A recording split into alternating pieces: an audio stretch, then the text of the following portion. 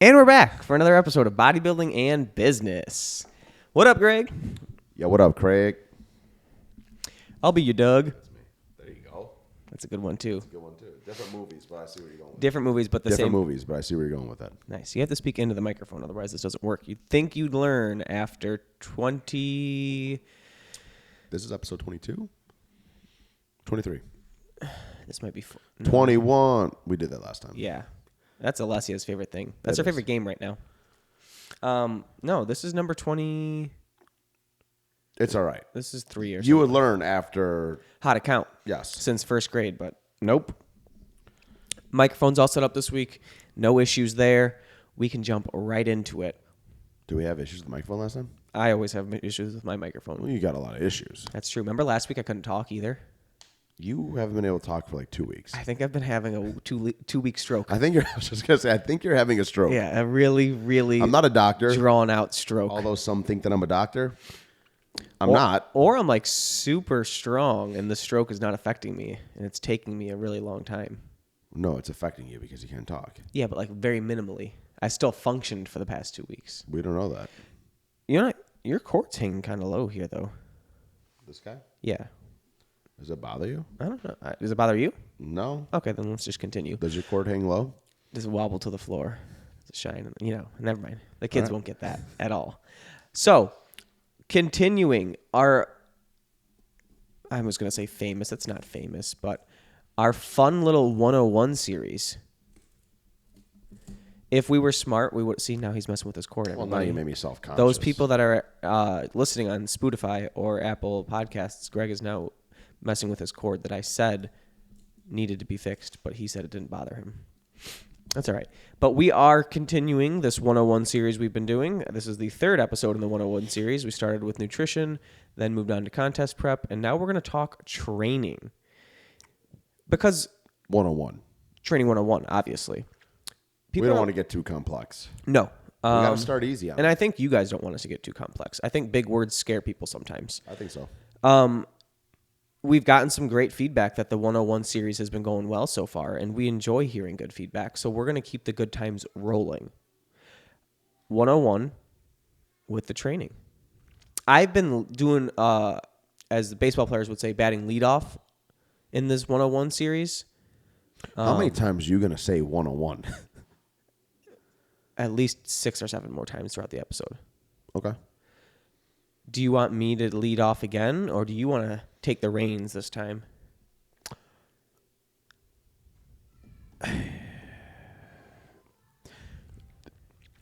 We didn't really talk about what we're going to talk about this episode. We just said that we're going to keep it simple. Yeah. Right? All right, I'll lead off. Are we talking... I know we're gearing this more towards... Bodybuild. Yep. Right? Are we talking training year-round? Are we talking training contest prep? How I think we go... How 101 are we going to get here? I think we go into it just like how we started the nutrition one. It's not... You're not in a prep or a bulk. You're just kind of... You're bodybuilding. Okay. This is what your split should kind of look like or be catered to for bodybuilding. This is exercise, like all that kind of stuff. Well, I can start by being a smartass and say, hey, there is no one way Correct. that somebody should be training. Correct. And again, that really goes for anybody. Yeah. Bodybuilder, prepping, not prepping. Yes. Do what works lifestyler. best for you is the ultimate Exactly. answer. There's for any general of these. guidelines that we're going to go through. Yeah. But something that I think is definitely misconstrued, and I hope that I'm not even making it too complex by going this way, is that a lot of people think that they need to be training how they see other people training, which is totally incorrect. You know, I may be doing a movement that feels great for me. Mm-hmm. Patrick may be doing that same movement. It could be as simple as an incline Smith press, right? Yeah. But he might not feel the same engagement in his chest that I'm feeling. He might feel better only doing that with a plate-loaded incline or a dumbbell incline. So, again, a lot of it is really listening to your body. So unless you're someone who's already in tune with your body, it's kind of hard to do that. Yeah. So that's something that you and I actually run into all the time, is that even though we train together. He wants to do one exercise because he feels it better one way, but I'd rather do another one because I feel it better another way, you know? So there's no one way that anybody should be training, but there's definitely rules of thumb to follow. Yep. So let's go into a basic, because we do prefer this most of the time. There are always going to be caveats, and we'll touch on a couple different types of splits. But I think the most common and the one we kind of dish out the most is a more traditional bro split. Okay. So we will lay out and I think this is, again, we're going very general. We'll talk about different scenarios as we go on, but I think we're going to say a 5-day split up between, I think we can bounce between 2 different splits, but for the ease of this, you know how the meal plan or the nutrition we went through is a meal plan. I think we should do the same thing for the workouts here and go through just a regular split of chest, back. Single muscle groups. Yeah, single muscle group. Chest, back, arms, delts, legs. Yep. To start, right? And this is somebody who's beginning bodybuilding. Yep. Just like that simple meal plan, this is where you should start. This is where you should find your base from. Same thing applies here. This is where you should start, and this is where you should find your base from. Doing single muscle groups like this are going to help you identify weaknesses. It's going to help you identify strengths. It's going to help you figure out what you like and dislike. Doesn't mean those are strengths and weaknesses are different from likes and dislikes. 100%. You can like something or feel something feels great that is a weakness to you, and you could hate something that is a strength to you. So I think doing single muscle groups like this really helps you learn your body. You get in tune with what you're doing in the gym. And like I said, that's why I like doing it with people, no matter what their goals are. Yeah. As a beginner, first time I'm working with them. Yeah. I like doing it. So yes, they can see what works best for them and what they like and what feels good for them. But also I can get a good idea of their body's response to certain things. Right. And we will also touch on a more non-bro split, more of like a PPL.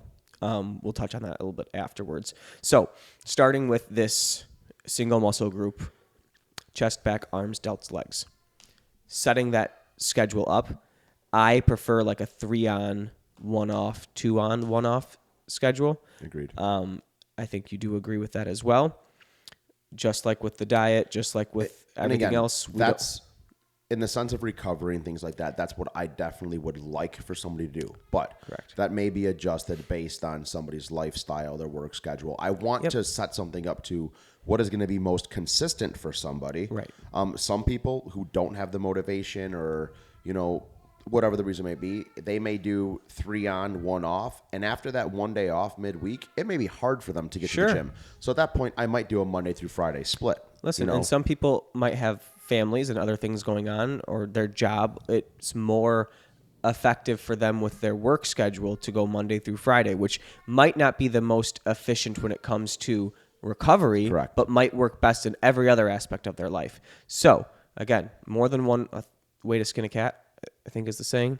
But we're going to talk about what we find works best for a majority of our clients is a schedule where you're working 3 days on, 1 day rest, 2 days on, 1 day rest, 5 total days, 2 rest days. Splitting up the 3 days and the 2 days is also something that I feel like gets either overcomplicated or not complicated enough. Sometimes we've seen people in the gym doing chest and shoulders 2 days back to back, or even a day in between them, a chest Monday, shoulder Wednesday, or doing like a shoulder and arms or whatever, and the next day doing chest or something like that. Correct. We're gonna explain why we would set up a split the way that we would for the most. Efficient is not the right word. What's the word that they? No, efficient works. I know, but there's another word for it that I would like to use, but now I can't think of it. Sufficient. No, that's okay. It'll come to me eventually. Optimal, that's the word. Yeah, same shit. So, do you have a preference? Let's say we're starting on Monday. Go ahead and pick a day on Monday. I don't care. Okay. Let's say Monday, International Chest Day for everybody, but technically speaking, I actually like doing legs on a Monday with most clients. I think it's biggest muscle group, hardest muscle group. Typically get that one out of the way. Mm-hmm. And yeah, good way to start off the week, I think. I'm not opposed to it at all. Yeah. I happen to also like doing legs on Monday. Granted, for some people, it's some not the people best. Some people need to start with an arm day because, hey, it's Monday. I just had this weekend, blah, blah, blah, blah. Right. But to me, as the work week gets longer and you get more tired, There's legs later in the week can be a legs hassle later too. in the week. So, There's an easier chance that your client, or I guess not your client, but that somebody may tend to ease up a little bit later in the week. So hitting a smaller muscle group, to me, after being exhausted and can't wait for the fucking weekend, it's a little bit more easy to walk in and do a shoulder day and an arm day, knowing that one, it's probably going to be a shorter workout, and two, it's going to take less expenditure from you. So I personally like doing a larger muscle group to start the week. Biggest preference would be doing legs. Cool. So with that being said, let's do, for sake of conversation, let's pick 5 exercises per body group. Oh, we're going to go into exercises. Yeah. Okay. Just to, we help them build Where you can do some base. compounds, you can do some accessories. Yeah, we help them pick a base diet. May as well help them pick a base workout selection, no? I like doing something on a leg day that's going to start working hip mobility, okay? Which I think you're going to agree on, because when we do legs together, we pretty much start the same way, right?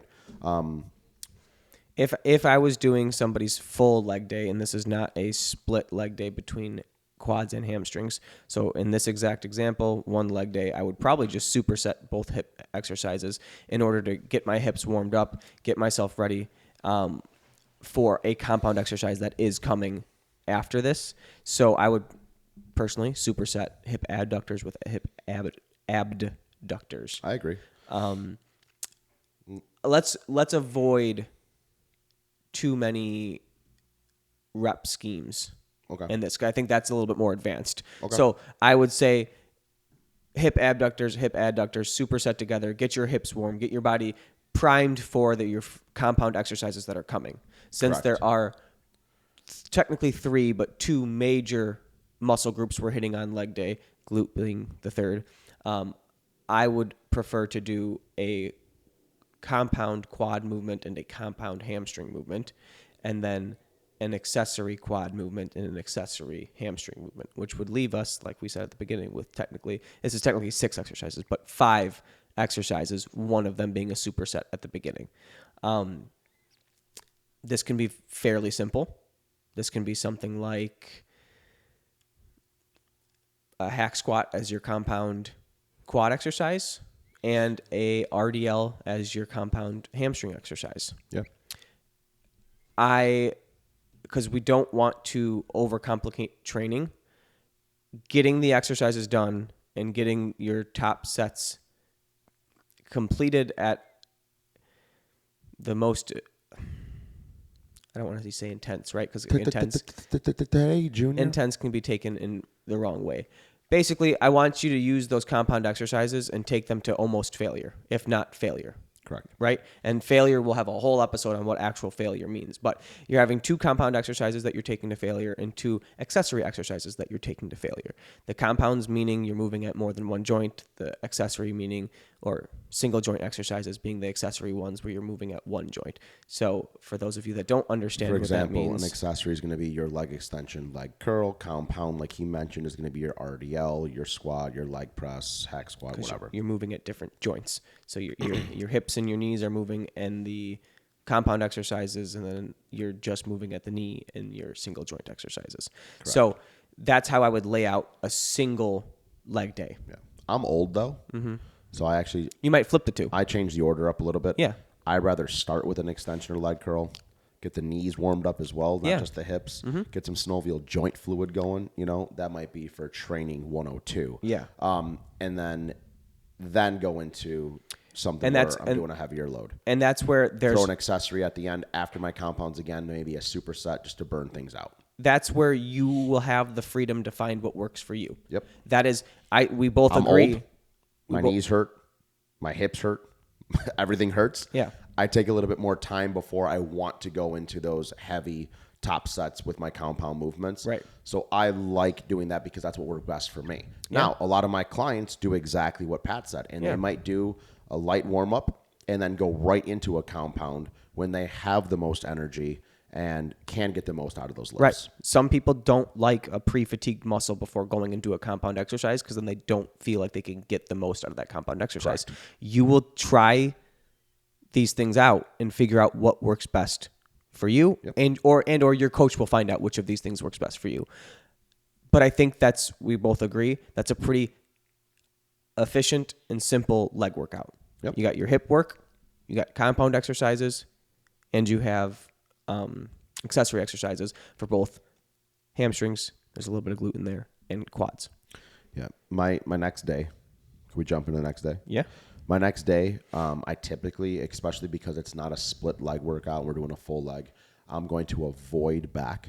I'm going to throw probably chest in, a little bit smaller of a muscle group, Yep. and allow a little bit more recovery in the posterior chain before going and doing back, because I don't want my hams, glutes, low back tight when I want to go do some, heavy bent barbell rows or dumbbell rows, things of that nature. I agree. I was either going to suggest shoulders or chest. Yeah. Something a little bit smaller. Smaller muscle group, less taxing on the core. Yep. Correct. Do you want to lay out some exercises for chest? Chest, I typically like starting with a fly. Again, isolation exercise, warm the chest up, get nice blood flow into it. And then from there, going into a compound movement such as we both like doing either a heavier incline dumbbell press or a Smith incline press. Yeah. I agree. I think that there, just like with the leg exercises, there is an argument to be made where after doing a heavier pressing exercise, you can go into another fly and get some good contractions going. Or there's the argument to move on to a second press, get everything you can get out of utilize all of your strength while possible before then moving on to 2 further accessory exercises to finish, quote unquote, burning out. Correct. The chest. Again, the chest is a smaller muscle. You don't have the ability to, even though you can switch between a press and a fly, the muscle fibers work the same way. You're not giving, by not doing a press and only doing a fly, you're not resting the chest. It's not like training hamstrings and quads where you can go and do a leg curl and your quads can kind of get a rest while that's happening. So you're taxing the chest in its entirety, regardless of what exercise you're choosing. So you could either warm up with a fly, go to your first heavy compound movement, then follow it up with a second heavy compound movement, and then choose 2 accessory movements as finishers. Or that's the route that I would go. Yeah. I typically like warm up. Yep. Some sort of fly. Get into it. Going into 2 heavy compound movements, and then 1, maybe 2, and more accessories. Yeah. I would say if you don't need to overdo it. You don't need to do 9, 10, 11 exercises. Correct. I was going to get to that at the end of all of this about how we just think saying, like, he only did 2 presses and 2 flies and he's done. Yeah. Yep. 5 That's it. You don't need more than 5 exercises per body group that you were training. So let's say we started with a pec deck fly. You said a fly, but we started with pec deck fly. You know what I meant. We went into a Smith machine incline press. Then we went into a dumbbell flat press. Then we went into a cable incline crossover. Those of you that we might write that into your workouts, crossover does not mean cross your arms. Yep. First of all. The machine is a cable crossover machine. Right. You do not need to cross your arms while doing a cable crossover. No. Not the exercise. It is a cable fly, which is also called a crossover. Yes. And then, again, by this point, your chest should be pretty taxed. You could throw in... that's when I'll go into a high rep, super set of push-ups with a single arm exercise or something to finish off whatever's left in that chest muscle. At that point, you shouldn't really be able to do any heavy lifts. Nope. So it should be burnouts, whether it's high reps, drop sets, supersets, something like that. Yep. Just pump a little bit more blood flow, and get the hell out of there. Done. Start the recovery process. On to the next day. Back. I love starting with pull-ups. I'm a big fan of the pull-up, but yes or no? Because I believe in mastering your own body weight. I could have started the argument with how you said warming up chest with flies. I could create an argument for starting your chest training with doing some push-ups and getting blood pumping into the chest while mastering your own body weight. But that's just because I'm an advocate for being a master of your body weight. Yeah, that's what they call you, actually, I think. Master of body weight? Mm-hmm. Yeah, that's me. I personally, I don't like going right into a pull-up. Only reason is, again, and maybe it's because I'm old. I don't know. But typically myself and my clients, unless I'm doing back with you, I'll have them warm up before going into a pull-up. But I do love throwing pull-ups into the workouts. I think that it's one of those workouts that everybody should really do, right? I can utilize a pull-up as a lat isolation exercise. Some Yes. people cannot. Some people so, can't. for those that cannot, let's say you start with a straight arm pullover, whether it be I was cable. going to say, I might have them do either a cable or a machine pullover. Right. And superset that, okay, with a pull-up. Do a super high rep set, 20 reps plus whatever to fatigue, get blood in there, make sure the shoulders are nice and stretched and warm, and then go into a pull-up. Yep. Moving on from a warm-up where we're pumping blood into the lats, we'll explain why, but I think to start, like a chest-supported T-bar row is a perfect exercise to go into. Yep. That's probably one of my favorite back movements. Then Love-hate. Love-hate. Yes. It's a difficult exercise. It sucks. It is hard. It's like a hack squat, right? Yep. But it is great. Yep. It's and again, in training 102 or 3 or whatever we end up doing, we'll get more in depth about thickening and widening exercise. 107. I hate these words, but thickening and widening exercises for back. It's a row. It's going to help with not just lat development, but rhomboid trap. So it's not a thickening exercise as opposed to a widening exercise, but it's an exercise that can help you isolate different muscles than just your lats. Boom.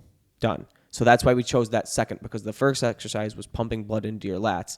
The second exercise, even though your lats will be working, you can also target other muscles in your back. Your erectors, your traps, your rhomboids. Are they going pronated, supinated, neutral grip? I would go pronated to start. Reason being, supinated I say for a little bit later in the workout, when our body starts to become more fatigued, our back is going to get a little more tired than in the beginning, and we can get a little bit of help from the biceps. When in the beginning of the exercise, or beginning of the workout, I would rather keep bicep activation as minimal as possible. Yeah. For those who don't know, pronated, supinated. Pronated is wrist down. Supinated, for those not watching, supinated is wrist up. So you are going to get more assistance from the bicep in a supinated position here. Yeah. I learned in school that you should... Bowl of soup. Supinated, you'd have to hold a bowl of soup, so underhand. And pronated, you'd... Pro. Yep. Plop it on the You'd ground. be a typing pro if you used overhand typing skills. There you go. So then moving on after the pronated chest-supported row, we would pull up or pull over. Yes. Chest-supported pronated row. Yep. Then I would move on to a lat-dominant movement, a pull-down of sorts.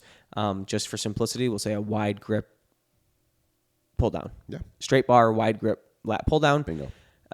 Then I would go into a neutral spine row. The reason I'm saving this for later in the workout is, one, you just trained your legs on Monday. Your core and your spine are going to be taxed from training legs on Monday. I don't think it's the most beneficial to use your first compound exercise on back day being a neutral spine core dominant exercise. I think you can pre-fatigue your back with some other exercises like a chest supported T-bar row before going into a double arm dumbbell, bent over dumbbell row. Now you don't need to utilize as much weight. You don't need to tax your glutes, your hamstrings, and your core as much. You're already pre-exhausted. Yes, and you can utilize or get more work out of a lighter weight than if you were starting your exercise there and you were at full strength. Then you might feel inclined to pick up weights that are maybe a little too heavy because you're still not recovered from leg day. Yep, and you won't know until it's too late. Correct. Typically. That's 4. Pullovers, chest supported, lat pull down. Yep. And then a fifth exercise would probably be an accessory, maybe single arm lat movement, whether that be a single arm cable row, a single arm lat pull down, like the hammer strength high row, which it says high row, but you could use it at an angle as a lat based movement. But I would suggest an accessory lat movement. Do you disagree? No. Oh, okay. Do you want to suggest one? No? Well, I was going to go back to the talk about supinated and leaving that towards the end. Oh, and sure. At that point, I would maybe do a supinated close grip pull down or single arm pull down. Yeah. And then, yeah. It's still lat based. You can do it supinated so that you do get a little bit of assistance from your biceps because you're not only is your grip going to be tired, but your back is going to be exhausted by the time we get to this part of the workout, and your biceps can help move a little bit more weight and be. We just talked about the bicep thing, I so know, that's I'm why just- I thought you were Yeah, going to jump to that. I agree. You were going to go into a supinated. My mind and was then already, you didn't. My mind was already rolling, but yes, that's So why. again, though, look at that though. In the same conversation, he just brought up two different scenarios that he likes for his back days because there is not one perfect way to do it. Right. Now it's a rest day. Bingo. Recover. Some of you might have active rest. Some of you might need to move a little bit. But this is a day for letting your body recover, stretching, getting yourself back to feeling 100%. So that way when we do get back in the gym on Friday, if you're following along with the days of the week, this is a Thursday rest day. Friday we feel 100% and good to go. Bingo. So now we hit all of your large muscle groups. Do you want to touch on rest days? Anything else besides that? I feel like a lot of rest day, unless we're actually going into what an active rest requires and limits, I guess going into a rest day is more so talking nutrition at that point. Yeah, I should say, so just to touch on active rest a little bit, there's this thing that builds up when you tear your muscle called lactic acid. Yep. That's what makes you feel sore. The idea of having an active rest day would be To break up resting, that lactic acid. resting from the gym, meaning not putting your body under stress or tearing and breaking a muscle down, but keeping your body moving to break up that lactic acid so you don't feel as sore anymore. And it could be something as simple as moving more that day, Yep. going for longer walks, bike rides, Yep. going into the gym, doing some light cardio, core work, things like that, but not actually taxing the muscles. Yep, or your central nervous system. Boom. We don't need to do that either. Yeah. Then it comes up to Friday. We've got 2 body parts left. Friday, listen, I'm going delts. Why? Because we only have delts or arms left. Correct. And guess what? I'm not going to exhaust my triceps when I might need them to assist with my shoulder pressing. It's a big one too. Boom. So I'm going to do shoulders. Fuck those bad boys up. Yep. And at that point, my shoulders aren't helping my triceps on my arm day. Therefore, if my shoulders are exhausted, it is okay for me to hit bis and tris the next day. I agree. Shoulders, you know this, and I'm pretty sure you agree because it's what we do, but I'm always going to start with the lateral raise. Yeah, I like lateral raises. Sometimes I'm going to get fancy. I might even do a lateral raise superset it with a rear delt fly just to get everything nice and primed. But Yeah. Sometimes I even start with a front raise superset with something. But that's a personal get the preference. shoulders That's moving. a personal preference for me because of I don't like my front delt or anterior delt development. So I give focus to it when I have full strength or the most attention for it rather than pushing it off to the end of an exercise or workout and not wanting to do it. So we would start with a lateral raise. Let's say for sake of keeping constant tension and getting as much blood into the muscle as possible when we're starting, we do a cable lateral raise to start. Bingo. Then, as my good friend, he's not my good friend, but Justin Shire has most recently said, if you want big shoulders, You got to do shoulder presses. you got to do some shoulder presses. Yep. Lateral raises are great. Upright rows are great. You could do them all day long. There's a lot of accessory exercises you can do for delts that will help you develop good delts. You want to get big delts? You got to press. You got to press something.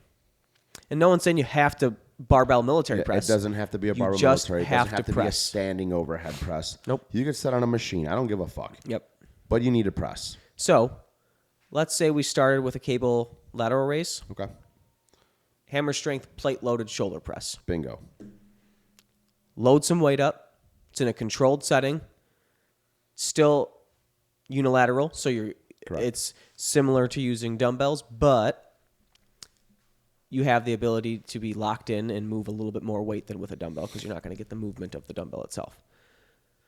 Then I would probably, opposite of chest, I want to know what you're going to say. 'Cause I know what I'm thinking. God. Oh, Opposite of chest, I might actually move into a secondary or an accessory after, as opposed to 2 presses here. I would go into, personally, I love a nice heavy barbell row, upright row. So I was going to say a cable upright row, but sure. Or cable. So we're moving on from a press, and opposite of chest, we're not going press. We're going to go press, then into an upright row, which is more. It's still a compound movement, but it's a little bit more accessory for some people. Greg's example was barbell heavy upright row, so compound, and we're moving some weight. Yep. Then after that, I'd probably go into like a superset of front and rear delt. I'm down. Is that 4? That's Yeah, 4. that's 4. And I'd probably then finish with another lateral raise, if not a superset of like a press and a lateral raise together. Yeah. You could do more like a anterior delt focused press. You can do a lot of different variations. Options Again, these are just general ideas, right? No right way. But personally, I would like ending with probably like another lateral, like you said. Yeah. At this point, though, maybe a behind the back cable lateral raise. Right. Switch it up a bit. Yes. Then we're on our last day of the week. Arms. Arm day. Everyone's favorite day. I hate arms. I hate arms. Jinx. Now you owe me an Old Forester. Now, yep, I got to drink a whole Old Forester. Here's my question. So, for those of you who don't know us on a personal level, Greg and Pat, unfortunately, tend to skip arms often. All right? Yeah, if you don't know it's me, not what we recommend. Yeah. But these days, unfortunately, time is limited. It's an excuse. We could make more time, but we prioritize larger muscle groups.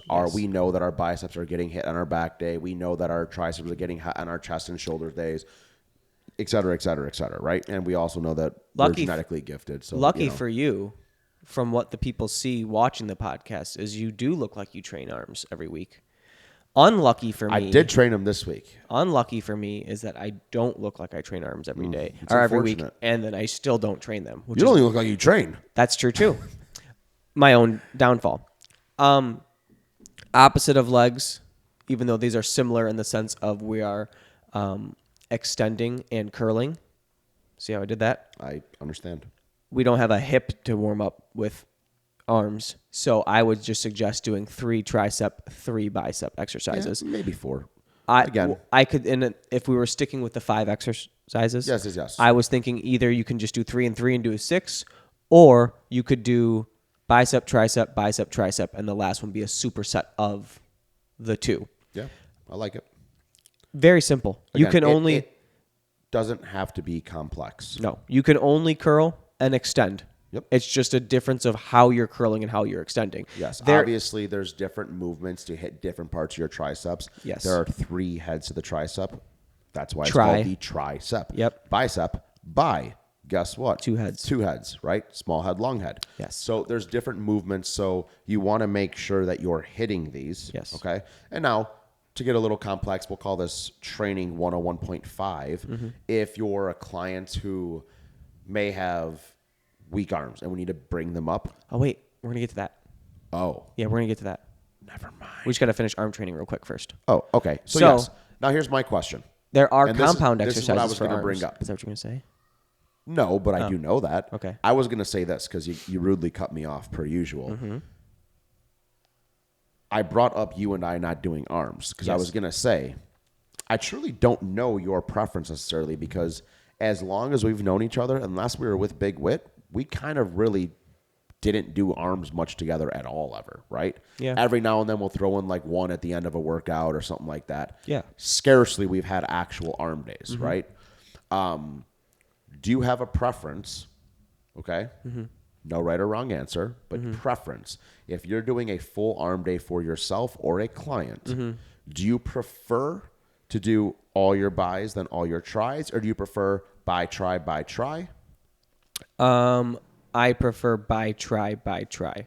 I have done both, but I think for best results, and again, this is just my hypothesis based on the years of training that I have, I think it can work best to get as much blood and get as good of contraction and squeeze and best sets possible out of a tricep exercise, and then move on to a bicep exercise where your bicep is fresh. Get the most out of that bicep exercise, and then let your triceps rest before going back to Agreed. a tricep again. That's exactly how I would do it. I have done all tricep, then all bicep, and you can still get a great workout. I just think you get a great workout in the sense that you feel that pump and your arms feel huge the entire workout, right? But is it the most optimal way to do so? I don't believe so. Correct. So I think because we have already taxed all of our other muscle groups by this point in the week, there are some great tricep exercises like a close grip bench, body weight dips that might be compound or multiple joint exercises. I'm not going to say they're as important as with some of the larger muscle groups. Yeah. Not that you shouldn't use them or that you can't use them or that I don't give them to my clients at times. I think arms are one of those body parts, especially if you're saving it, as in this case, for the end of the week, that you can isolate to get the most out of the training. I agree. Although I do love heavy close grip presses, heavy skull crushers. I mean, again, I more so for like a close grip press that is also going to an extent, you're going to be working front delts. You're going to be working chest. If I'm going to do that, it's going to be when I'm throwing a little bit of tries at the end of somebody's chest workout. Chest is already warm. Delts are warm. There's less chance of injury there, opposed to doing some more accessory work and then loading them with a heavy close grip press. It's just risk versus reward isn't there. I do see a lot of benefit to a heavy close grip press. Absolutely. But if it's just on an arm day, I'm not going to throw it in there. Correct. If we've already trained chest and then we just trained shoulders the day before, throwing in a close grip chest press for triceps doesn't appeal to me in any way. No. Your front delts, your anterior delts are already fatigued from the day before. They should be at least. Yeah. It's not worth the benefit you can get out of your tricep to re-tear and break down your front delts again that have been trying to recover since the day before. So that's why I'm saying if it's just an arm day and you've already fatigued your muscle groups earlier in the week, just stick to some single joint extensions, curls. Yep. Now that we've given a nice little breakdown of what a week's worth of training looks like, did we do 10 exercises of anything? No. Nope. 5. 5 at max. Is there a time and a place to potentially do more? Yeah. Sure. Like with legs, we started with a superset, so technically there was 6. Yeah. You could add a calf raise at the end and be 7. And listen, let's be honest. There's days, again, this is a hypothetical scenario, but there are days where it may take me 1 or 2 exercises to fully get into it, and I feel that I did kind of cheat myself. So if I'm feeling good, once blood is flowing and I have a pump and I'm enjoying myself, and I know that I could have gotten more out of the workout, I will throw in another exercise at the end of the workout to get the most out of it. So it's not saying, hey, I hit 4 exercises, I hit 5 exercises, I have to stop. But what we are saying is there is no reason to have to do every time 6, 7, 8, 9 exercises. If that's the case, if that's what you feel like you need to do, I'll tell you here now, you're going to hear it. This is news flash.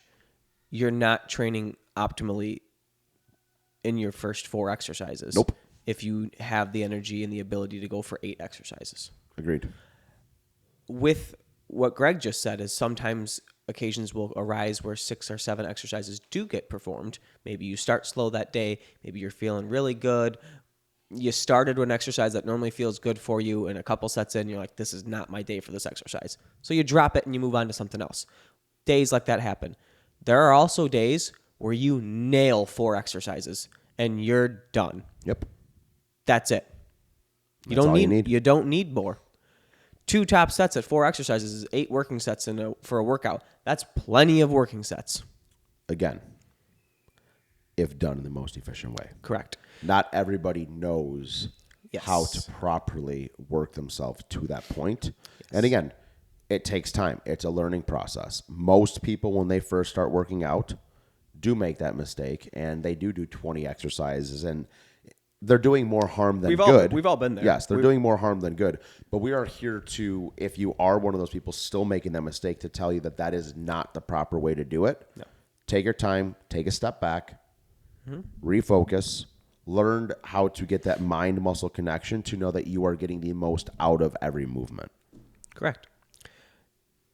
Now, No. I don't want to go into 102 too far just yet. I don't think This is 101. Yeah. I think talking about failure and training to failure and what top sets should look like, we'll briefly touch on, but I don't want to go into too much detail about them. Just like with nutrition, training is something that just needs to get done. Yes. Hear me out. No, listen, hear me out. That almost made me think of that one quote that you hate in the gym. Yes, I hate that quote. When I say by it needs to get done, Yes. is people need to stop overcomplicating training. If you are just beginning to bodybuild and you are following a base diet like one that we went over in Nutrition 101 or a base training program like one we just went through right now, you need to do it. Yep. You need to stop thinking about, we just gave you a full, an entire week's workout that you can follow along exercise for exercise and try out. Instead of worrying about if these workouts should be completed after meal 1 or after meal 4, if these workouts should be done with an intra-carb or without an intra-carb. Do I need the intra-carb on an arm day when it's a smaller muscle group or only on the larger muscle groups? You just need to do the work. That's it.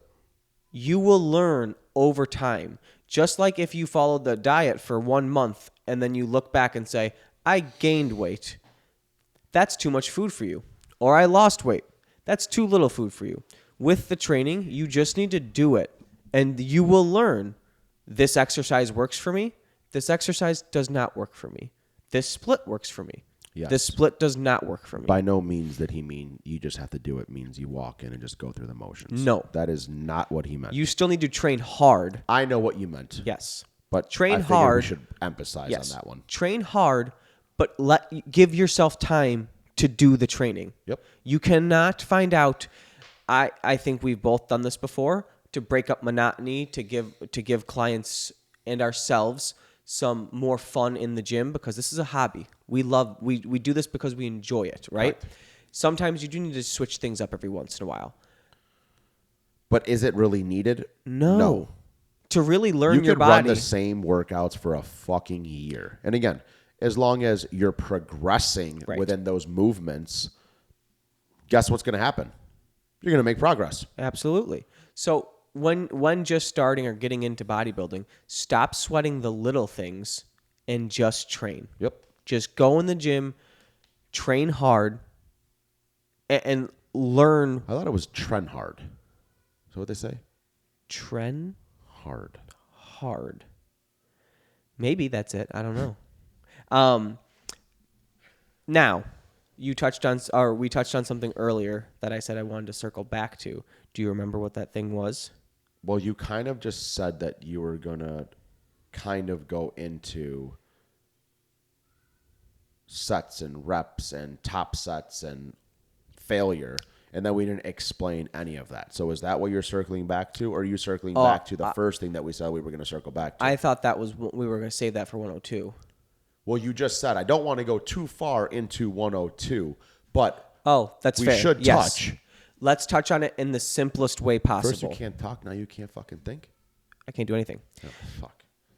In the simplest way possible for not leaving 101.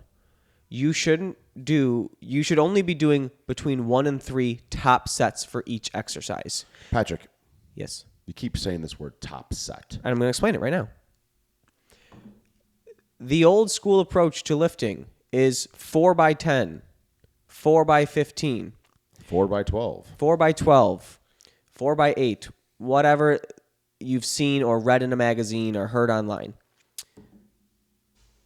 If you are completing 1 to 3 of those sets at complete capacity, you can't complete the other sets to complete capacity. Bingo. Which is why we have, or what we said for you guys to do would be start with a warm-up. Yes. Then go into your heavy compounds and then the accessories. Yes. If you're doing 2 heavy compound movements, you should not be able to go into another exercise and hit 4 sets just like that. You should be doing a warm-up, maybe a feeder, something to feel things out and gauge your actual top set weight with, and then do 2 working or top sets with that weight. Yes. So and if you do that, you shouldn't be able to do it for the next 3 exercises. Correct. So to give an even more specific example of what this top set should look like. Incline dumbbell press. Incline dumbbell press. If you were following this old school approach of doing 4 by 15 reps, if you picked up the 50-pound dumbbells and you did 15 reps, and the last 2 reps you had to grind out because you were going to complete failure to finish rep 14 and 15, there's no way you can use the same weight for 3 more sets of that exercise. Same amount of reps. Not Correct. A chance. So, when we say 2 top sets, that grinding set, that set where you're basically failing on the 15th rep, that would be one of your 2 top sets. Correct. I say 1 to 3 because depending on the exercise, depending on where it's put within your workout program, there may be variable for change of where these come in. Sometimes it is just 1. Sometimes it is 2. Can I give a little bit more deeper of an example, I guess? Sure. Kind of run through it. Yeah. So let's say I'm doing chest, and I already warmed up. I did my pec deck flies. I did 3-4 sets there. Now you're on the incline? Now I'm on incline dumbbell press, right? Yep. I might do my first warm-up set with the 50s. Yeah. And I might do 12, 15, even 20 reps with that. Yep. Just, again, make sure my body's ready and it's primed to work into those heavier sets. Yes. Now, okay, I know that typically I can do a working set with hundreds, 100, whatever it is, Yep. right? All right, I'm warmed up with the 50s. I may now jump to a feeder set, okay, which is not an all-out set. It is a set where you're just doing somewhere from that 4 to 6 rep range just to feel the weight out and get your body primed for that next jump in weight for your working sets. Right. And you might have one feeder and might be like, wow, that was really light. I don't know where to jump to now. And you might have a second feeder. So, for example, I'm going to say I warm up with those 50s. I might grab the 70s, and I might do a feeder of 4 to 6 and be like, oh, shit, that was light. Don't know where to jump to for a working set now. So I'm going to do one more feeder, and it might be the 80s, right? Now, I feel 4 to 6. Okay, I felt it. It was a little heavier. It was more challenging. Now I'm going to grab the hundreds. I'm going to do my 2 top sets, and I'm going to work in a range of 6 to 8 or 8 to 10 or whatever it is. Right. Those 2 sets, if I can get to 10 and it was easy, guess what? I'm not stopping. I'm going to go to fatigue, and then I'm either going to go up in weight for that next top set. It doesn't have to be the same weight. Right. Okay? Or I'm just going to keep a higher rep range, and I'm going to go to fatigue. But the point of the matter is those are your true fatigue sets, okay? I'm using those feeder sets as a gauge in the sense of, okay, I want to be working in this rep range. This is where I think that I'm going to feel good but challenged. Yep. I'm going to grab the hundreds. And if I get to a point where it's true fatigue, and let's say it's rep 9, guess what? I'm not going up in weight. I'm going to work with that until I can get to 10 to 12 easily, right? Right. Then I'm going to go up in weight. Right. If I do that 100-pound dumbbell set and I get to my 12 reps or 10 reps or whatever it was, and it was easy, I'm not going to stop. I'm going to keep going to true fatigue, and now I'm going to jump up. Yeah. And let's say I'm doing the 110s, and I only get to 10 or 12. Now I'm working with those where the last 2 reps of my 10 to 12 aren't a challenge. They aren't hard. You know, I'm not to the point where I'm at fatigue, and then that's when you know when to go up. Yes. But those last 2 sets are your sets where you should start feeling struggle. But you need to be able to perform that movement still with good form and technique. You don't want to risk injury. No. And so that's what he means by top or working, or what we both mean by top or working set. I hate the reason why I went into like a full-on example is I feel like a lot of people get very confused with that top set. They think the top set just means, hey, the heaviest weight I worked with for that movement.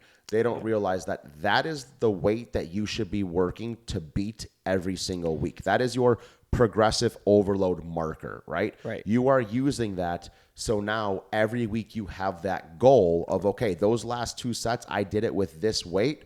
Now I'm going to try and either get a little bit more reps out of it or perfect those reps if they were half-assed, or, okay, I nailed it finally. That is now easy for me to get to that weight, that rep range with. Now I'm going to go up. Right. And I didn't want to go too much into detail, not because it won't help, but because now I have another thing to say to that. You could do your warm-up. Sneak peek of training 102. Yeah. You could do your warm-up set with the 50-pound dumbbells, rep out your 15 to 20. Everything feels great. Joints feel good. I'm getting a good squeeze in my chest. Awesome. You could pick up the 70s, 5 reps. Boom. Feels like butter. A little too light, though, so now I don't know. Let me pick up the 90s really quickly. 3 to 5. That's why I went to the 80s. Just saying. 3 to 5 reps. Still feels okay. I'm going to go to my working set, which what I used last week was the hundreds. This week I pick up the hundreds, and my set is supposed to be from 10 to 12 reps, and I get 8. And boy, oh boy, is it heavy today. That doesn't mean a top working set can't be taking the 90s again, putting the hundreds back down because this felt really heavy today, and taking the 90s and working with the 90s and getting more control and more of a contraction out of your chest than Bingo. forcing yourself to work with this heavier weight, because yes, you're supposed to, and we both preach progressive overload, and that's ideal for everybody, but not everybody. Progressive overload is misconstrued. Yes. People think that it means that it has to, and that's why in the last part I said, Right. or better control or whatever I said, right? It's not just, progressive overload is not just getting more weight or not just getting more reps. Right. It's being able to actually get more out of that actual set each time. Right. Variables isn't the word I'm looking for. There's increments Yes. that get better and better week by week. Yeah, there's it might different just be ways to measure the success of a set. Right. It might just be better control. It might be a better contraction. It might be more reps. It could be 100 different things. And this is what takes time with you as the lifter to learn your body and what feels best for you. Right. Which is why we said sometimes you might have to do the same workout program for an extended period of time to really learn the exercises and to really learn your body, so that when it comes time to do your 2 top sets of dumbbell incline press, these things come natural to you. And that's going back to a point that Patrick made all the way in the beginning. This is why we prefer doing less lifts, okay? Doing 4 lifts, 5 lifts instead of 7, 8, 9, 10 lifts. And the thing is, you are never going to get good at any lift past your first 3 if you're actually training the right way, because there's no way you're going to be able to gauge progress, because you're going to be so fatigued by the time you get to those movements that you're not going to be able to have a good way to track your data, so to speak. Yep. Now, Talk to me. do you dude. remember the other thing that I said we would circle back to? At this point, I think we circled back a lot, so no, throw it at me, dude. You said, what if my arms are weak? Oh, okay, yes. So after training for an extended period of time, maybe you've already trained in the gym before deciding, I want to be a bodybuilder. So you do have an idea of what your strengths and weaknesses are before starting one of these programs. Eventually, you will look in the mirror and say, I'm disproportionate here. I have bad arms. I have small legs. I have a huge Penis. chest. Same thing. Same thing. In the bodybuilding world, that's the equivalency.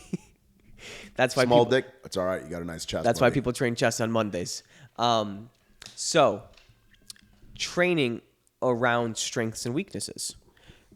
We just gave you a great workout program that included 1 leg day. And you might listen to this and go, but I know Pat trains legs twice. Yep. Because that's what works best for me. Yes. I not only enjoy leg training, but I also know that I don't prefer giving the same amount of attention to both my quads and my hamstrings. After 10 years of learning this. So, if somebody came to me and said, well, I have really strong arms, but I have really weak shoulders. This is what's so great about bodybuilding. You could easily change that exact split we just gave to throwing away the arm day. Throwing some tricep movements on your chest day or bicep movements on your back day. And guess what? Changing things around and hitting 2 delts days. Yeah. Switching the whole split up into a different way to where you're maximizing more volume and more time and more dedication to a weak spot because you already have good arms and you don't need a full day of training them. You can easily throw them at the end of a different workout. We can go into more detail on a more complex training program, right? And that's why I just wanted to But to touch on what you just said so people understand a little bit more is like, for example, if Pat was like, hey, listen, like my shoulders are my weakest part, which is not true, but for the sake of conversation, I may do something like that, or I may have him do more of a push day where his chest day and his shoulder day are split up a lot, right? Where one's in the beginning of the week, one's at the end of the week, allowing recovery in between. And I may have him do 1 or 2 shoulder movements included into his chest workout, and then have a shoulder day fully on its own. Or I may have him do a full arm day if his arms are weak, but I also may have him doing a little bit of triceps on his chest day, a little bit of triceps on his shoulder day. It depends. It's very person dependent. That's a very big one amongst men is that when they first step foot in a gym, all they know is bench. So they end up benching and they end up developing a chest with no shoulders. So later down the line, coaches like us will program for this athlete or this person to train 2 push days with more emphasis on shoulder training while not neglecting the chest completely. So the chest is still getting stimulated. It is not going to atrophy. It is going to continue to improve, but at a slower rate than the shoulders will, because we're going to give more time and attention to the shoulders that are already behind the chest. Yeah, man. And since he did chest 5 days a week, I'm probably going to throw in a second back day too and have that guy rowing to kind of bring out the imbalances in his posture, which is huge too. So, and again, that's another example of maybe that's correctional exercise 101. That's another example of like, oh, maybe you do need to train back twice a week because your back is your lagging body part and your pushing movement, your pushing muscles are stronger for you. Great. Maybe then we're throwing 2. And again, we're jumping ahead right now. It's very person dependent. This is why it's going to go into a different training episode, which maybe it's just, hey, how to bring up lagging body parts, but we started this to talk about intro to training essentially, right? So most people who are just getting into bodybuilding or training in general probably don't know yet that they have a lagging body part. So this probably shouldn't be your focus anyways. You can prevent, for the most part, having lagging body parts by doing what we said and doing a split where you're hitting single muscle groups and putting the focus to them that these muscle groups individually deserve. Now, genetically, there still may be imbalances. You may become a pro. You might learn how to fucking lift great, eat great, and I'm a pro at doing those things. But let's say you're even a bodybuilder pro. There's bodybuilders that still have imbalances, right? And at that point, you might need to put attention to different areas. But to make this a little bit easier to follow, in the beginning, working on the lagging body parts should not be your focus. It should be learning how to train each one of those muscle groups properly first, and then from there, you could get a little bit more selective. And building the foundation. Correct.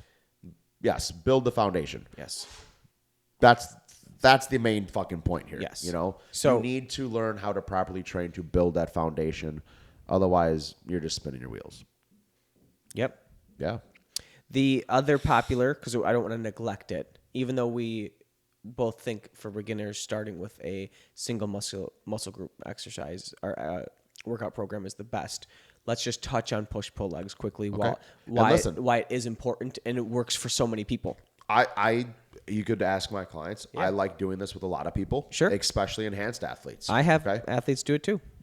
So I don't love doing it in a contest prep with a natural athlete a lot, just because of the fact that calories are getting lower, expenditures higher, recovery is slower.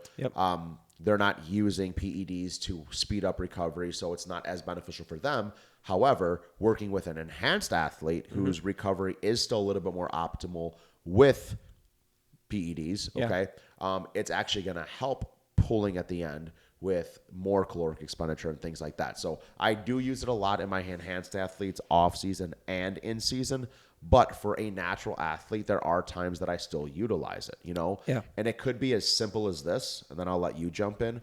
But one of the first reasonings main reasonings that I put it into a natural or even enhanced at this point athletes programming is, let's say they're only allowed, or not allowed, but their schedule only allows them to get to the gym 3 or 4 times a week, right? Guess what? I might do a push, pull, legs, arms if it's a 4-day split, or I might just do a push, pull, legs. Yeah. I've done it with people just because they don't have a consistent schedule. Yeah. They either work Hey, we're labor. going to make sure we're still hitting every muscle group once a week. Yep. Here you go. Yep. If you have some extra time to hit the gym that week, hit me up, and we'll see when the last time you worked out was and what split you or what workout you did. Yeah. And I'll give you something to do that day. We're still circling around what it is, though. We haven't explained it yet. Oh, push, pull, legs. PPL. PPL. Push, shoulders, chest, triceps. Pull, back, biceps. Legs, Legs. done. And it can be written up in 100 different ways. You could do push, pull, legs off, push, pull, legs, 2 days off. Push, pull, legs off, push. It could be Push, rest, legs, rest. yes. It could be done 100 different ways. Just because we use an example of somebody who can only make it to the gym 4 days a week, this could also be used for an athlete who does make it to the gym. I have it for clients who work out 6 days a week. Right. They might do 3 on, 1 It's off, a very 3 on. versatile program to get volume into the muscle. Bingo. I still prefer single muscle group because of some of the things we've already touched on, but it's a very effective way of getting repetitions and volume into the muscle. I definitely still volume prefer into your training. Single muscle group lifts for the most Right. cases. Yes. Okay. I do love a push pull leg split. Yeah. Okay. In certain circumstances, some that I've already mentioned. But to me, since this is 101, I'm thinking in the sense of beginners. And again, when we say beginners, you can be working out for 2 years already. But now, hey, you found the gym, you benched in high school with your football team, whatever. You realized you like to lift, and now you're into bodybuilding. Yeah. I think that the most important thing you need to do is learn how to eat and learn how to train, learn how to rest, right?